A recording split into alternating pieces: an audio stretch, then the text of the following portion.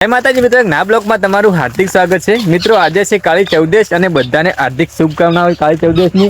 અને હું અને કરણભાઈ બંને જણા અમે જઈ રહ્યા છે અમારા નજીક મસ્ત મંદિર છે ને ત્યાં ફરવા જઈ રહ્યા છે।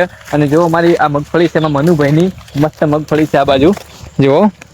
અને મેં કીધું ફ્રી ટાઈમ છે કરણભાઈ બંને જણા અમે ફરવા જઈ રહ્યા છે। ચલો તો હવે દર્શન કરવા જઈએ। આ મંદિર છે ત્યાં એક મસ્ત અમે પહોંચી ગયા છે હનુમાન દાદાના મંદિરે। મિત્રો આ છે હનુમાન દાદાનું મંદિર, જો પાછળ દેખાય છે હું તમને બતાવું।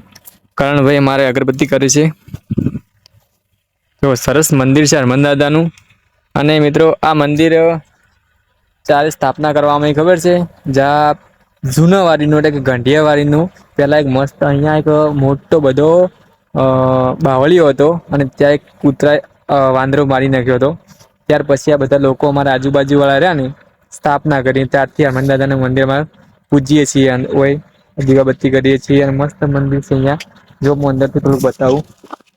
આ છે મસ્ત ફોટો હનુમાન દાદાનો। કરણભાઈ અગરબત્તી કરી બધા તો હનુમાન દાદા